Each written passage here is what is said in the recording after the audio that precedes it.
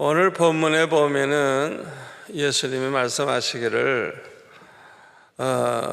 하나님은 농부가 되시고 포도 농부가 되시고 예수님은 포도나무가 되시고 우리는 포도나무 가지와 같다, 그렇게 비유의 말씀을 해 주셨습니다.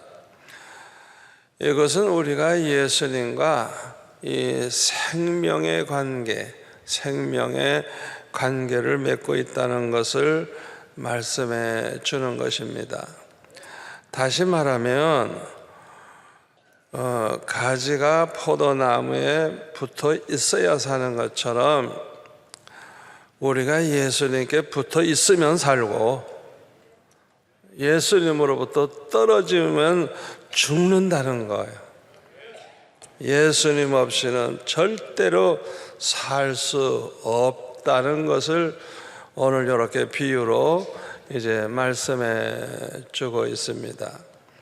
오늘 이 말씀이 너무너무 중요한 말씀이에요.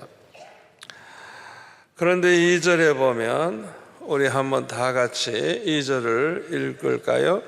무릇 내게 붙어 있어 열매를 맺지 아니하는 가지는 아버지께서 그것을 제거해 버리시고 무릇 열매를 맺는 가지는 더 열매를 맺게 하려 하여 그것을 깨끗하게 하시느니라.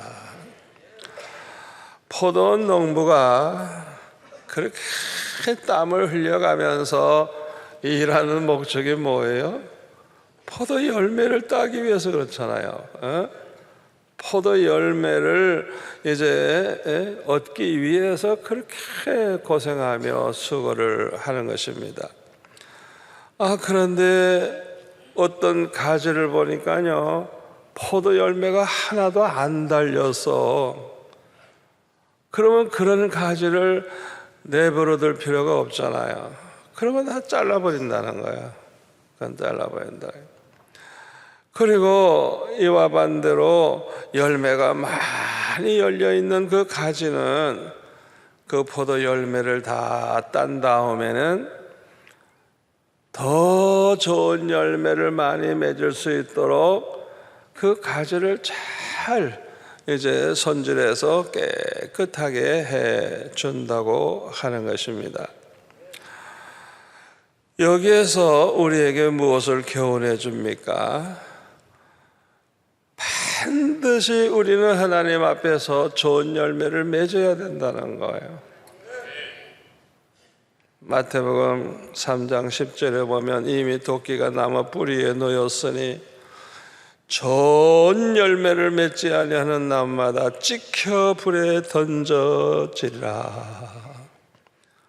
도끼가 나무 뿌리에 이미 놓여 있대요.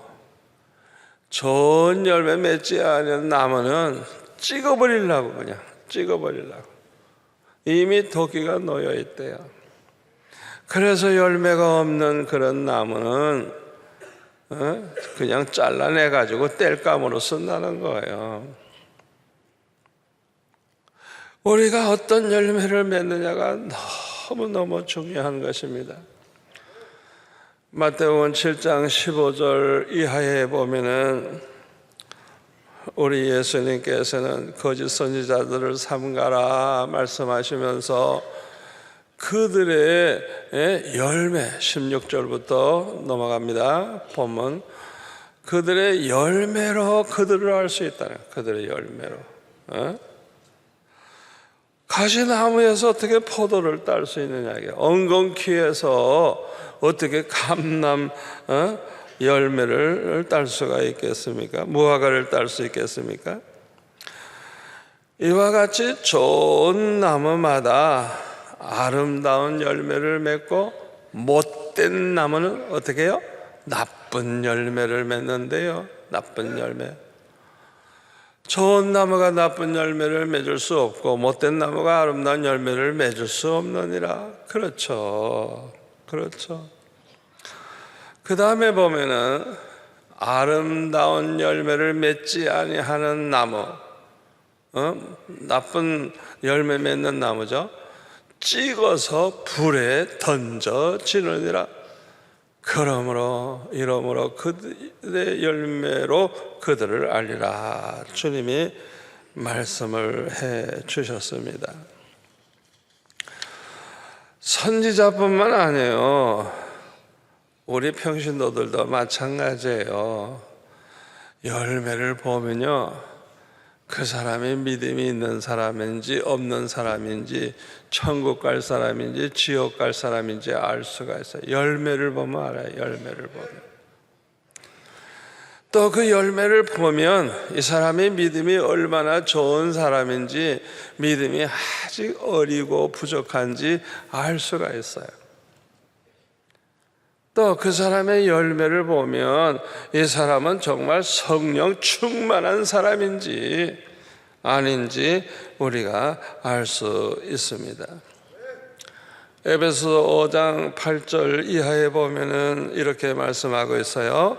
너희가 전에는 어두움이더니 이제는 주 안에서 빛이라. 빛의 자녀들처럼 행하라. 빛의 열매는 모든 착함과 의로움과 진실함에 있느니라. 주를 기쁘시게 할 것이 무엇인가 시험하여 보라. 너희는 열매 없는 어두움의 일에 참여하지 말고 도리어 책망하라. 그들이 은밀히 행하는 것들은 말하기도 부끄러운 것들이라. 이렇게 말씀하고 있습니다. 우리는 과거에는 어둠의 영, 사탄 마귀의 자녀들이었어요. 그래서 꼭 그 마귀의 자식이니까 마귀를 닮아가지고요, 사람이 악하고 불의하고 거짓되고 꼭 마귀 닮은 인간이 돼가지고 그렇게 살았어요. 그러니까 우리가 얼마나 많은 나쁜 열매를 맺으면서 살았는지 몰라요.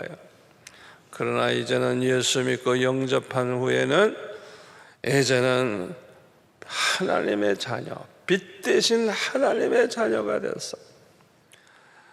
우리가 정말 하나님의 자녀, 빛의 자녀가 됐다는 걸 뭘 보고 알아요? 열매 보고 알아요. 열매. 빛의 열매가 뭐라 그랬어요? 모든 착함과 의로움과 진실함에 있느니라. 사람이 달라졌어요. 옛날에는 그렇게 악독했던 사람이 점점 착해지는 거예요. 불의한 짓 하던 사람이 의롭게 살고, 거짓말 밥 먹듯이 하고 살던 사람이 아주 진실해지고 정말 믿을 만한 사람이 되고, 그 사람이 그렇게 변화되는 거 보면, 이야, 이 사람은 진짜 예수 믿어서 구원받은 하나님의 자녀구나. 그 열매를 보고 그들을 알 수가 있다고 하는 것입니다. 우리가 성령 충만한 사람인지 아닌지 뭘 보고 알아요? 열매 보고 알죠. 성령의 열매가 있으면 이 사람은 성령에 충만한 사람이고, 그런 열매가 없으면 아무리 은혜 받은 척해도 그 사람은 성령의 충만 은혜 받은 사람이 아니야. 열매를 보고 하는 거예요. 열매. 성령의 열매가 뭐예요?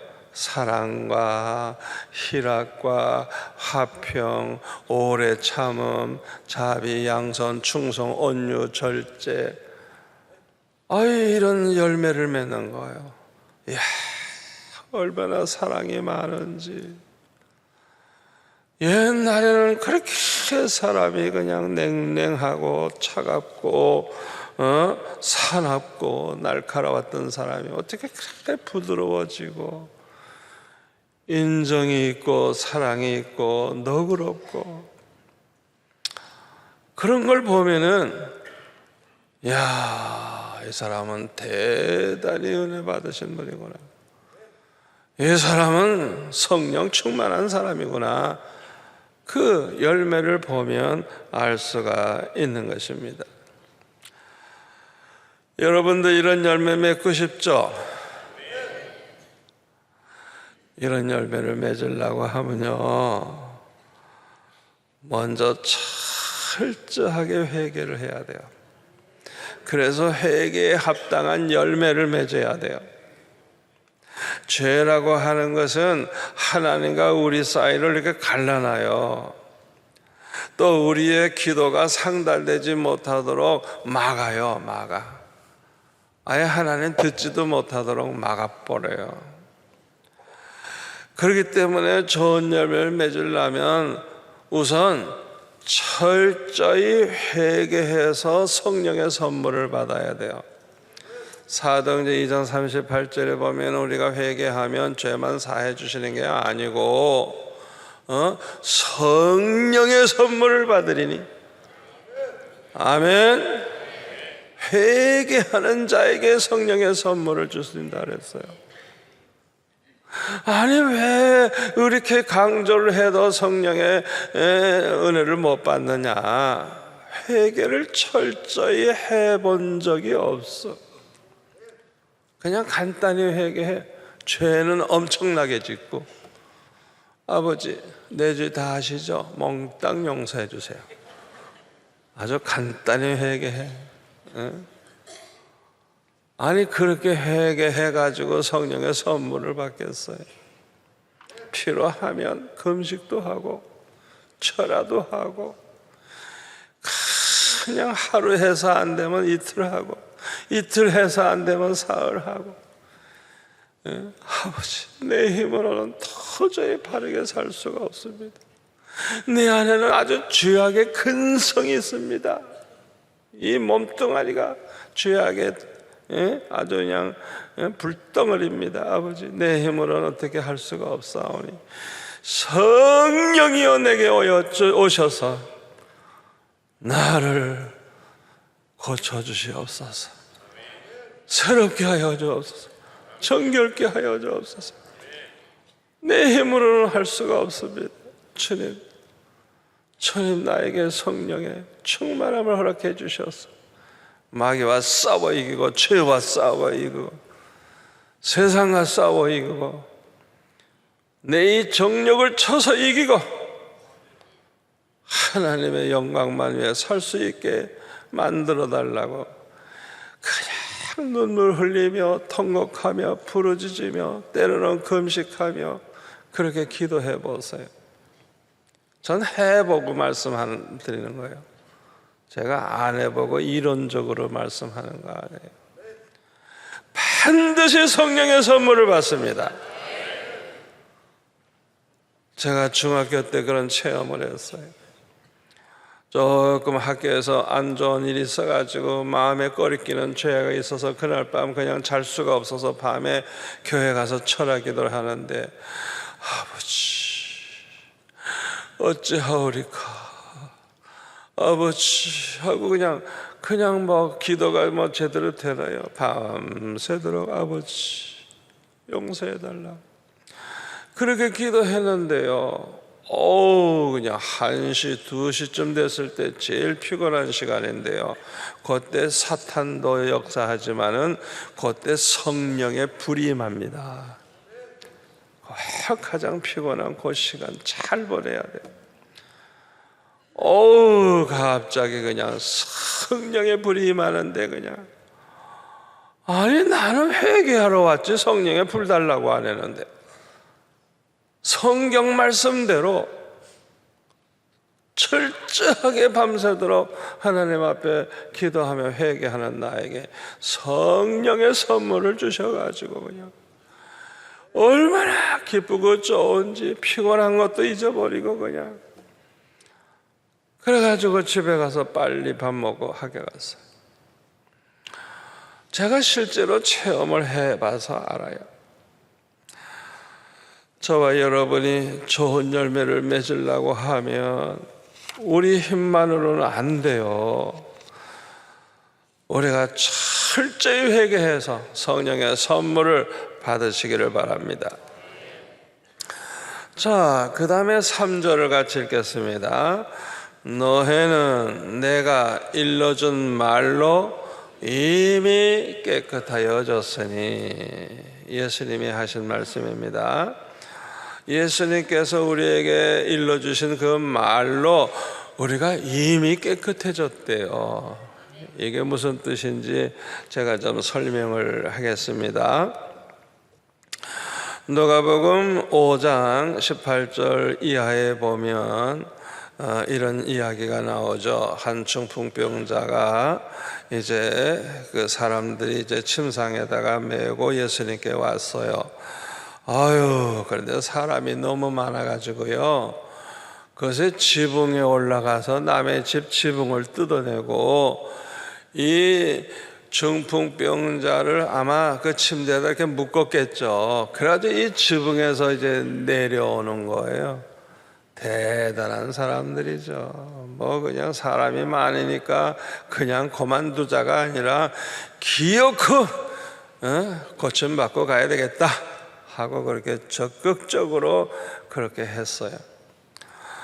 그때 예수님께서 그들의 믿음을 보시고 20절에 보니까 이 사람아 내 죄사함을 받았느니라 말씀을 하셨어요. 그랬더니 서기관과 바리새인들이 말이죠, 화를 내는 거예요. 세상에 이런 신성모독을 하다니 하나님 외에 누가 죄를 사할 수 있느냐 이거예요. 예수님이 하나님의 아들이라는 걸 모르니까 이렇게 오해하고 있는 거죠. 그렇게 이제 할 때에 예수님께서 그들의 생각을 아시고 뭐라고 하십니까? 너의 마음에 무슨 생각을 하느냐? 23절에 내 죄 사함을 받았느니라 하는 말과 일어나 걸어가라 하는 말이 어느 것이 쉽겠느냐?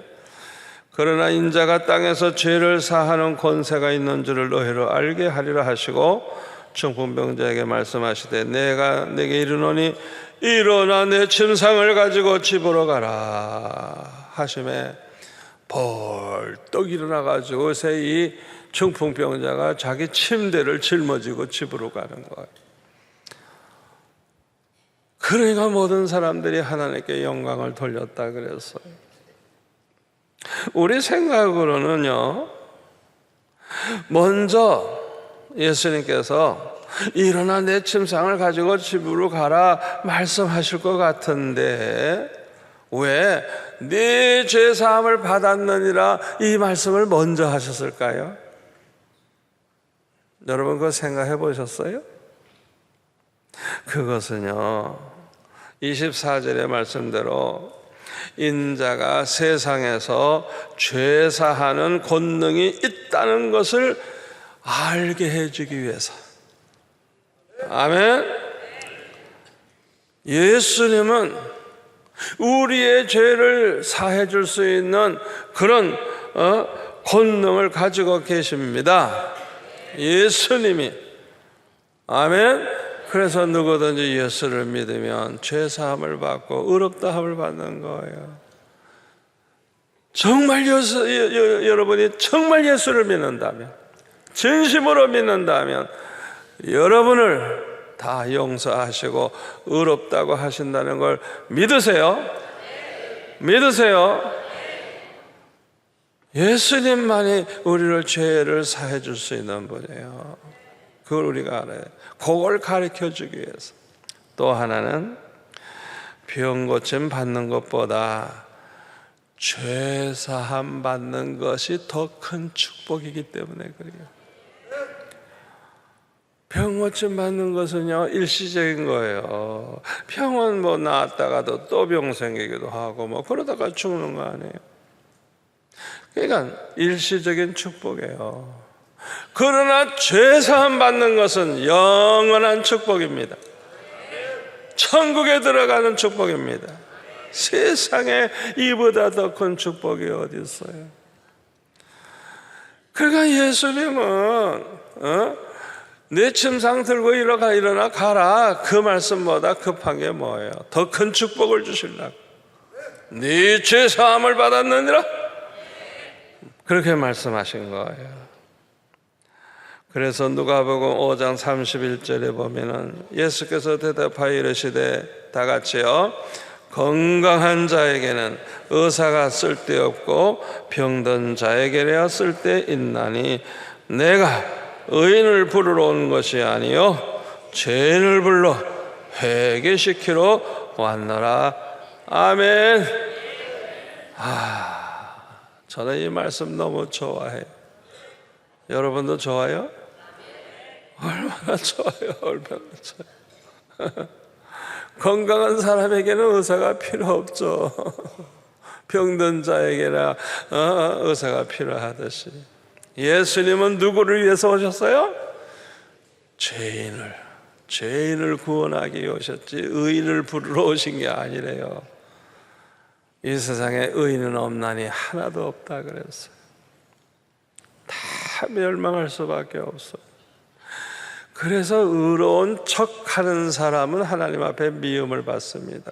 그건 위선자거든요. 자기 죄를 모르거든요. 사도 바울과 같이 그렇게 훌륭한 사람은 자기는 죄인 중에 괴수라 그랬어요. 괴수.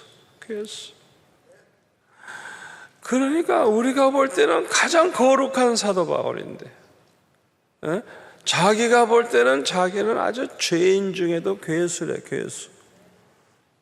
다 죄인입니다.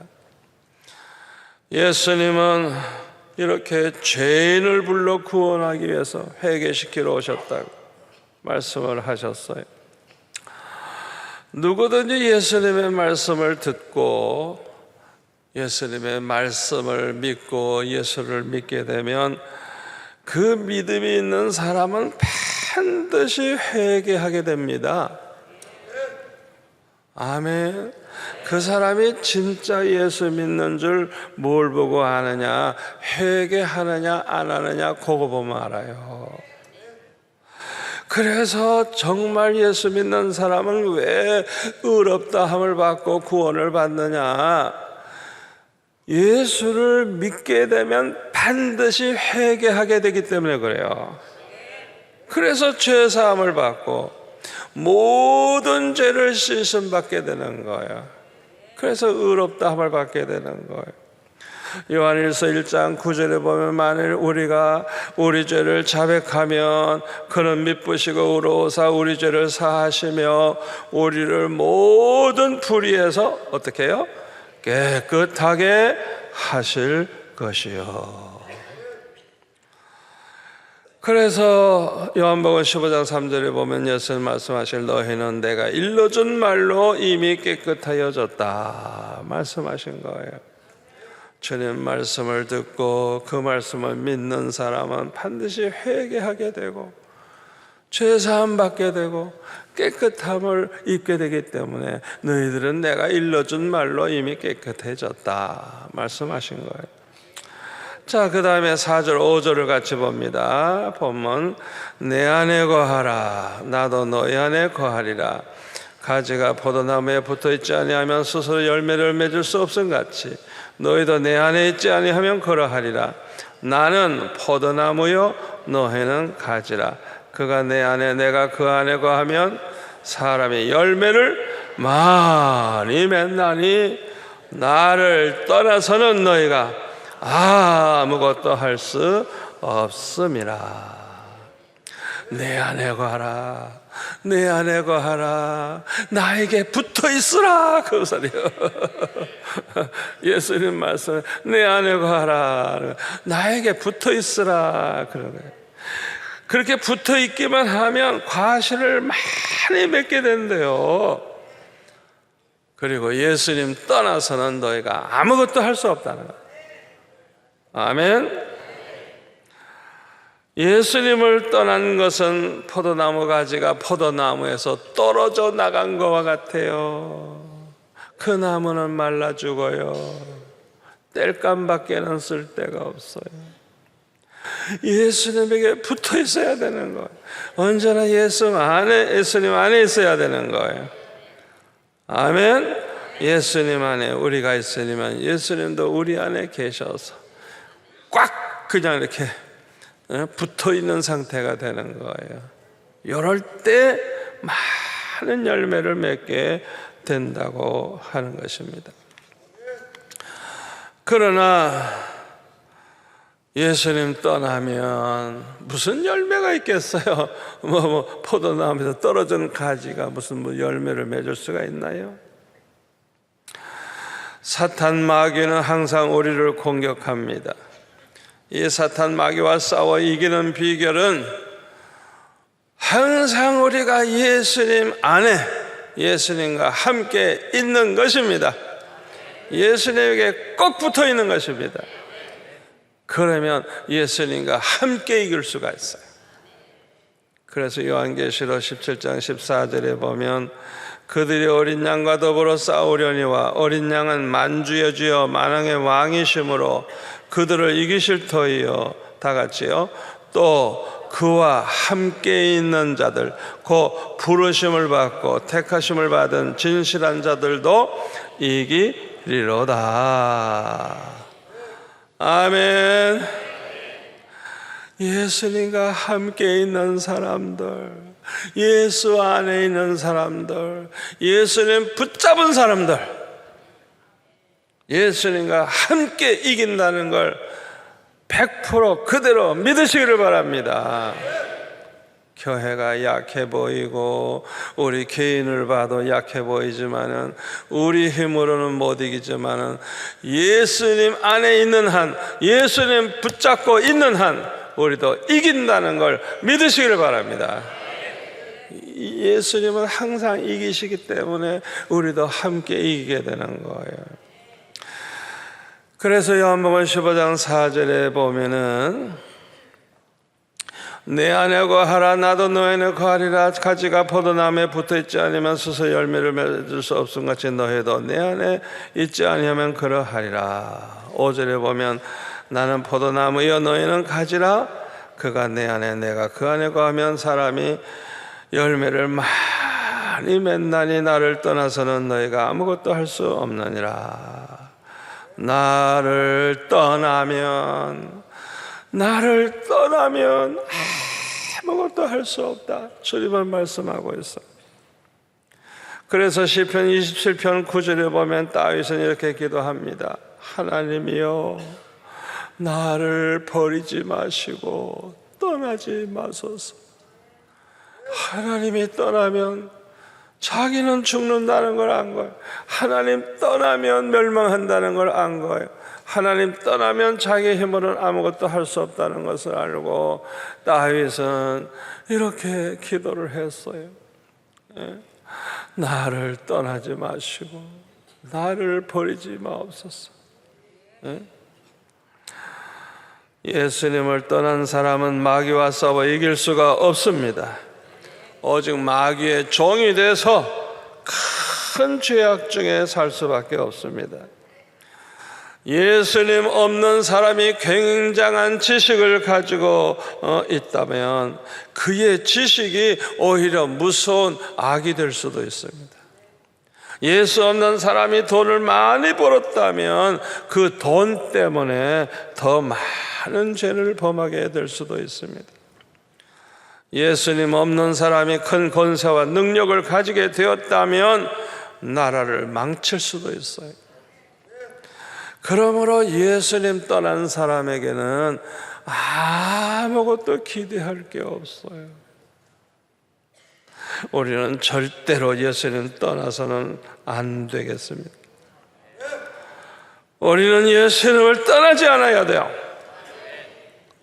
저와 여러분은 예수님 때문에 죄사함 받았고 구원 받았습니다.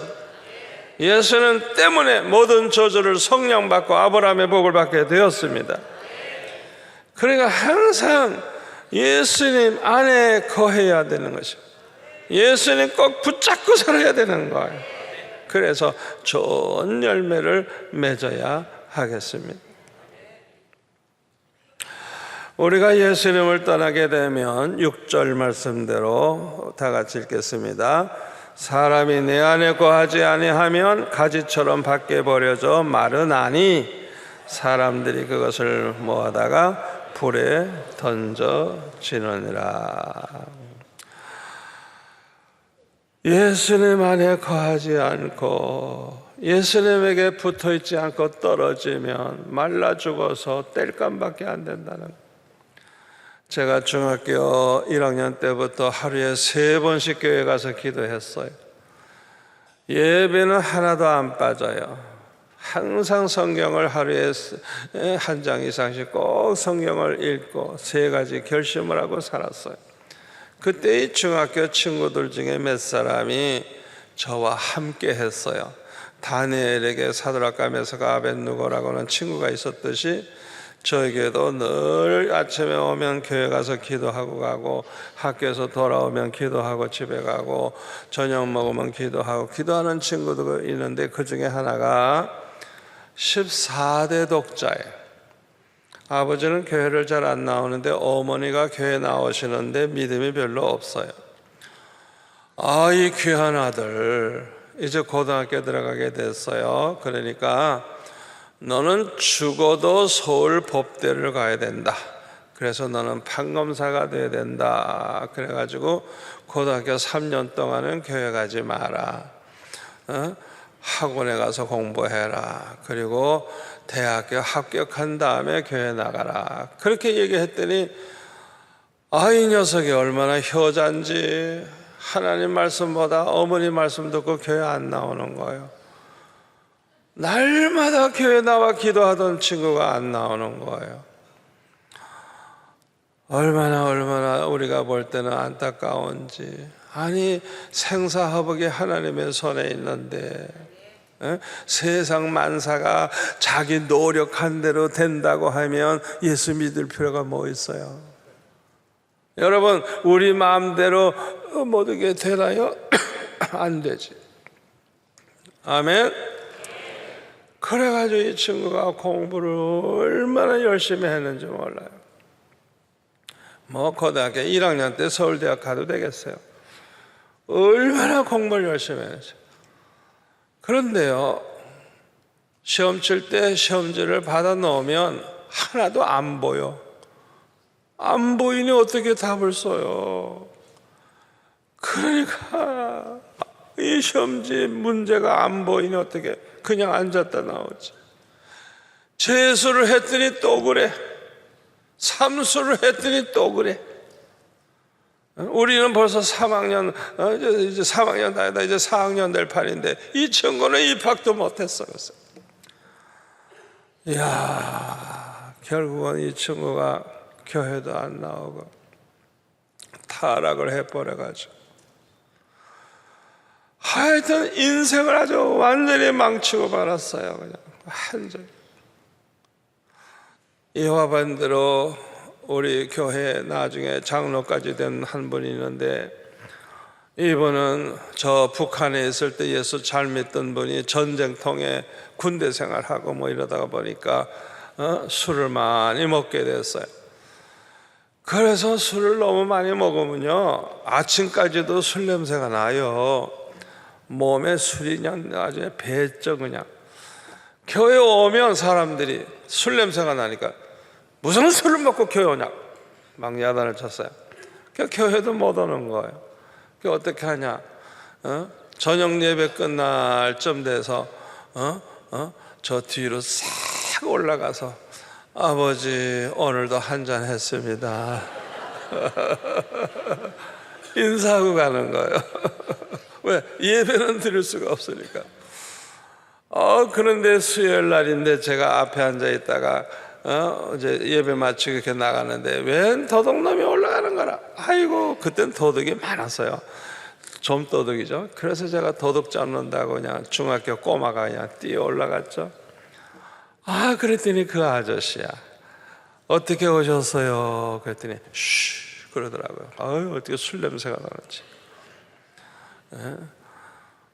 내가 아버지께 인사하러 왔어. 오늘도 술 한잔 했습니다 하고 인사하러 왔대요. 그런데 이분이 저를 만난 다음에 부끄러웠던 모양이라. 자기가 나이가 이렇게 먹어가도 아직 철이 안 나가지고 술을 못 끊고 교회도 못 나오고, 그러나 그 속에 예수님이 있으니까 교회는 오는 거예요. 저를 만난 다음에 이분이 변화가 되었어요. 이분은 교회 앞을 지나가다가도 꼭 들어와서 무릎 꿇고 기도하고 가. 제가 만나서요, 아유 아저씨 어떻게 오셨어요? 그랬더니 내 아버지 집을 어떻게 그냥 지나가, 인사하고 가야지. 이야, 1등 집사가 되고 그 다음에 1등 장로가 되고, 하여튼 그 교회에 10대 명 장로가 있어도 그 한 분을 당해낼 수가 없어. 얼마나 충성되고 얼마나 대접자라고, 그냥 이 교회 안에 분쟁이 있어도 다 화평케 하고 아주 보배 중에 보배가 됐어요. 술 잡수셔도 나오세요. 죽어도 나오세요. 예수님께 붙어 있어야 돼요. 예수님 떠나면 죽어요, 죽어. 아멘. 어떤 상황에 빠져 있어도, 절망적인 상황에 있어도, 아무리 죄가 많이 있다고 할지라도 나오세요. 그러면 삽니다. 꼭 믿으세요. 아멘. 아무리 세상 사람들이 아무리 무슨 소리 해도 주님을 찾으세요. 주 앞에 나오세요. 기적이 일어납니다. 살 길이 열립니다. 그 다음에 7절을 볼까요? 너희가 다 같이요. 너희가 내 안에 거하고 내 말이 너희 안에 거하면 무엇이든지 원하는 대로 구하라. 그리하면 이루리라. 여기서는 우리가 예수님 안에 거할 뿐만 아니라 예수님의 말씀이 우리 안에 있어야 한다고 예수님이 말씀하고 있습니다. 7절에 보면 우리가 예수님 안에 거하고 예수님의 말씀이 우리 안에 있으면 뭐라고요? 우리가 원하는 대로 무엇이든지 구하는 대로 이루어지게 해주신다 그랬어요. 예수님의 말씀이 우리 안에 거하면, 예수님의 말씀을 항상 기억하고 예수님의 말씀대로 살면 무엇이든지 원하는 대로 구해라. 그리하면 그대로 이루리라. 우리 주님이 말씀하셨어요. 올바른 신앙생활이라는 것은 예수님의 말씀대로 사는 것입니다. 누구든지 예수님의 말씀대로 살면 모든 복을 받게 되고 복을 누리면서 살게 되고 행복한 신앙생활을 하게 됩니다. 예수님의 말씀 중에 가장 중요한 것은 예수님의 계명입니다. 요한복음 15장 12절에 보면 나의 계명은 내가 너희들을 사랑하는 것과 같이 너희들도 서로 사랑해라 하는 것이라 그랬어요. 내가 너희들을 사랑한 것 같이 그렇게 너희들도 서로 사랑해라. 우리 예수님은 우리를 얼마나 사랑하셨어요. 죄인 되었을 때 멸망해야 되는데 우리를 위해서 죽어주시기까지 사랑하셨잖아요. 우리가 원수 되었을 때 우리를 위해 죽어주심으로 하나님과 화목하게 해주시고, 예수님을 십자가에 못 박고 막 조롱할 때 누가복음 23장 34절에 보면은 저들의 죄를 저들에게 돌리지 마옵소서. 저들이 하는 일을 알지 못함이니이다. 스데반도 꼭 예수님처럼 기도했죠. 돌에 맞아 죽으면서도 이 죄를 저들에게 돌리지 말아달라. 저들이 몰라서 알지 못해서 그러니까 원수들을 위해 축복하고 원수들을 위해 중보기도 하고 그렇게 사랑해 주셨어요. 우리가 예수님의 계명대로 말씀대로 살면 어떤 복을 받을까요? 요한복음 14장 21절에 보면 나의 계명을 지키는 자라야 나를 사랑하는 자니 나를 사랑하는 자는 내 아버지께 사랑을 받을 것이요 나도 그를 사랑하여 그에게 나를 나타내리라. 주님이 우리를 사랑하신대요. 계명만 지킨다면 그 사람을 주님이 하나님도 사랑하지만 예수님이 사랑해서 나를 나타내리라.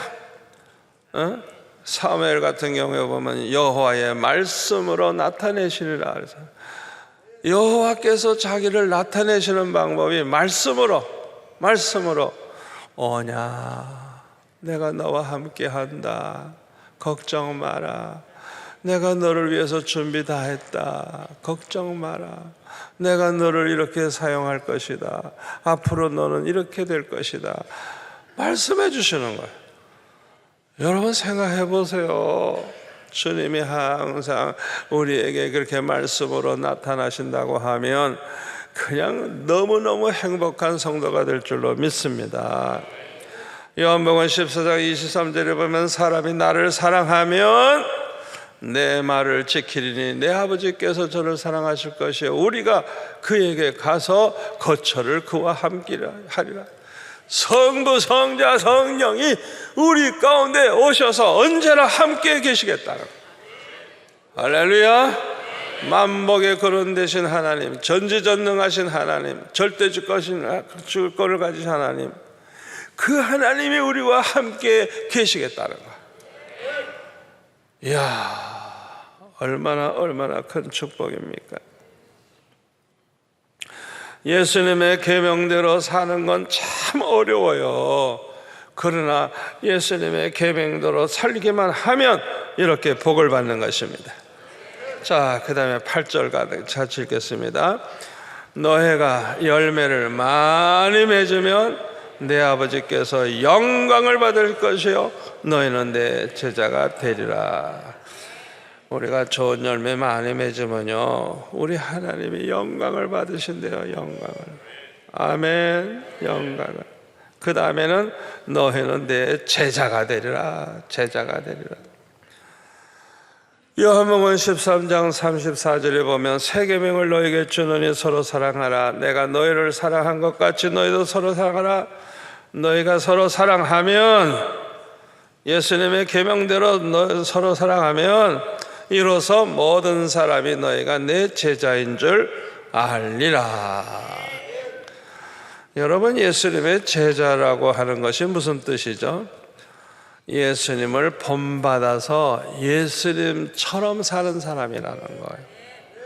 또 하나는 예수님의 일을 하는 사람인 거예요. 예수님의 일. 예수님이 하신 일을 이어받은 사람들이에요. 우리가 예수님처럼 살고 예수님의 일을 한다는 것은 매우 힘든 일이에요. 예수님과 함께 십자가를 져야만 합니다. 그러나 그 영광은 이루 말할 수 없이 큽니다. 요한계시록 2장 26절에 보면 이기는 자와 끝까지 내 일을 지키는 그의, 예수님 말씀이에요. 예수님의 일을 끝까지 지키는 그에게 만국을 다스리는 권세를 주리니 그가 철장을 가지고 그들을 다스려 질그릇 깨뜨린 것 같이 하리라. 나도 예수님도 내 아버지께 받은 것이 그러하니라. 아멘. 우리가 예수님의 제자가 되어서 예수님 하시는 일을 끝까지 그 일을 하는 사람들은 예수님이 받으신 그 영광을 우리도 받게 되는데 만국을 다스리는 권세를 준다는 거예요. 천국에 가서 그 나라에 가서 받을 영광이 얼마나 크다는 걸 가르쳐 주는 거예요. 자, 그러면 누가 이렇게 예수님의 제자가 될 수 있죠? 오직 성령의 충만을 받은 사람만이 그렇게 살 수가 있어요. 사도행전 1장 8절에 보면 너에게 성령이 임하시면 어떻게 해요? 권능을 받고 예루살렘과 온 유다와 사마리아 땅끝까지 이르러 내 증인이 되리라. 예수님을 전하는 증인, 가장 중요한 그 일을 하게 된다는 거예요. 내 힘으로는 불가능해요. 그러나 성령의 권능을 받으면 할 수 있는 줄 믿습니다. 마지막으로 9절과 10절을 다 같이 읽겠습니다. 아버지께서 나를 사랑하신 것 같이 나도 너희를 사랑하였으니 나의 사랑 안에 거하라. 내가 아버지의 계명을 지켜 그의 사랑 안에 거하는 것 같이 너희도 내 계명을 지키면 내 사랑 안에 거하리라. 자, 이번에는 예수님 말씀하시기를 나의 사랑 안에 거하라. 내 사랑 안에 거하라. 이 말씀은 내 사랑받는 자가 되라. 내 사랑받으면서 사는 자가 되라, 그 소리예요. 자, 예수님의 사랑 안에 거하는 비결이 뭐예요? 예수님의 계명을 지키면 그랬어요. 아멘. 예수님의 계명을 지키는 자라야 예수님을 사랑하는 자고, 예수님을 사랑하는 자는 예수님의 사랑을 받을 것이고, 하나님 아버지께서도 그를 사랑하시고, 우리 예수님이 얼마나 사랑하는지 나타내 주시겠다 그랬잖아요. 예수님의 사랑을 받는 사람은요, 특징이 있어요. 예수님을 너무너무 사랑하게 되어 있어요. 예수님의 사랑은요, 세상의 어느 사랑과 비교할 수가 없어요. 그래서 예수님의 사랑을 체험하게 되면요, 자발적으로 예수님을 사랑할 수밖에 없어요. 그래서 이런 사람들은요, 예수님의 말씀대로 살려고 해요. 예수님을 사랑하기 때문에 예수님의 말씀대로 살려고 해요. 예수님의 말씀대로 사는 것을 예수님께서는 기뻐하실 것입니다. 예수님을 정말 사랑하는 사람은 예수님 말씀대로 억지로 살지 않아요. 형식적으로 살지 않아요. 그 말씀대로 사는 것 자체를 기뻐해요. 그게 사랑의 증표예요. 예수님의 말씀대로 사는 게 굉장히 힘드는데도 불구하고 그걸 기뻐해요. 기뻐해요. 때로는 예수님의 말씀대로 살다가 매를 맞기도 하고 고난을 당하기도 하지만, 오히려 예수님의 말씀대로 살다가 당하는 고난을 영광으로 생각하고 기뻐해요. 어떻게 그렇게 할 수가 있어요? 어떻게 기뻐할 수가 있어요? 사랑하기 때문에. 사랑하기 때문에. 예수님이 이런 사람을 보시면 얼마나 기뻐하시겠어요? 두 번째로, 예수님의 사랑을 받는 사람은 예수님을 너무너무 사랑하기 때문에 예수님의 뜻대로만 살려고 합니다. 그래서 항상 기도할 때 말씀만 하옵소서, 주님의 뜻을 가르쳐 주시옵소서, 주님의 뜻대로만 난 살기를 원합니다, 이런 기도를 하게 되는 거예요. 이렇게 기도하는 사람은요, 무엇을 구하든지 다 받는 축복을 받아요. 사도 요한이 그랬어요. 그래서 요한일서 5장 14절 15절에 보면 언제나 자기는 담대하게 말할 수 있는데, 그 뭐냐, 하나님 뜻대로, 주님의 뜻대로 무엇이든지 구하면 다 받는데요. 그래서 주님의 뜻대로 구하면 다 받은 줄로 안돼. 왜? 항상 되니까. 저는 그런 체험을 많이 했어요. 때로는요, 기도하는 것만 이루어지는 게 아니에요. 내 마음에 하나님의 뜻대로만 살고자 하는 마음만 있으면 생각한 것까지 이루어져요. 여러분, 이런 체험을 하시기 바랍니다. 그동안 너무너무 기도해도 안 돼가지고 속상했던 사람들, 오늘 내 설교 들은 이후부터는 어떻게 해서든지 주님 뜻대로 살기를 소원하는 마음 가지고 기도하셔서 응답이 될 뿐만 아니라 보너스, 그냥 생각했던 것까지 막 이루어지는 체험을 하시기를 바랍니다. 얼마나 좋은지. 저는 아주 간증거리가 너무너무 많아요. 너무너무 많아요. 항상 주님의 사랑을 받고 사는 사람들은 주님을 너무너무 사랑하기 때문에 주님을 아주 기쁘시게 해드리면서 살고 싶어 합니다. 그래서 무엇을 하든지 어떻게 하면 주님을 기쁘시게 할까? 예배를 드려도 어떻게 하면 주님을 기쁘시게 할까? 찬양을 해도 어떻게 하면 주님을 기쁘시게 할까? 봉사를 해도 어떻게 하면 주님을 기쁘시게 할까? 아멘. 또 학생들은 공부를 해도 어떻게 하면 하나님을 기쁘시게 할까 하는 마음을 가지고 공부하고, 또 취직을 해도 어떻게 하면 내가 이 직장에서 하나님을 기쁘시게 할까, 그런 마음을 가지고 사는 거예요. 주님을 가장 기쁘시게 하려면 무엇을 해야 할까? 주님을 위해서 무엇을 해야 될까? 우리가 생각을 늘 해봐야 돼요. 주님을 위해서 내가 남은 여생 어떻게 살까? 무엇을 할까? 주님을 기쁘시게 할 일이 뭘까? 항상 그 생각을 하셔야 돼요. 제가 항상 간증해서 죄송합니다만, 그 어린 6학년 꼬마가 은혜를 받고 구원의 확신이 생기니까 주님 만날 거 생각하니까, 야, 내가 뭘 하다가 가야 주님이 날 제일 기뻐하실까 생각해 보니까 전도 많이 하면 제일 기뻐하실 것 같아서 그때부터 우리 반 아이들을 그냥 전도를 하고 주일날마다 데리고 가고 그렇게 했더니, 야, 얼마나 기쁘고 얼마나 좋은지.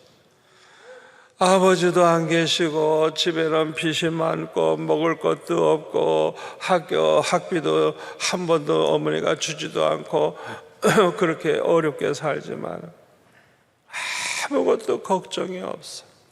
너무너무 기쁘고 행복했어요.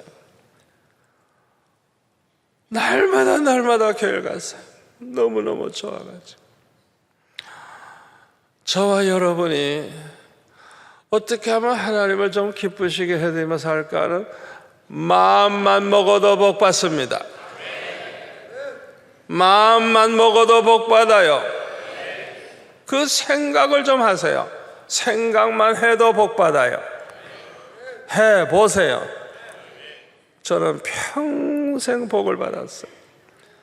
얼마나 감사한지. 결론의 말씀을 드립니다. 우리는 지금까지 어떤 열매를 맺었습니까? 앞으로는 좋은 열매를 맺어야 되겠습니다. 그러기 위해서는 예수님께 꼭 붙어 있어야 돼. 예수님 안에 있어야 돼. 또 예수님의 말씀대로 살아야 돼. 그래서 예수님의 사랑받고 무엇을 구하든지 다 받는 자가 되어야 하겠습니다. 우리가 이렇게 살아서 좋은 열매를 많이 맺으면 하나님 아버지께서 영광을 받으실 것이고 우리는 예수님의 제자가 될 것입니다. 아무쪼록 좋은 열매를 많이 맺어서 항상 하나님께 영광 돌리면서 살고 많은 영혼을 구원하는 예수님의 제자가 되시기를 축원합니다. 축원합니다. 기도하겠습니다. 아버지 하나님 감사합니다. 오늘도 말씀으로 큰 은혜 받게 하시니 감사합니다. 듣는 자만 되지 말고 실천할 수 있도록 성령이여 도와주옵소서. 예수님의 이름으로 기도합나이다. 아멘.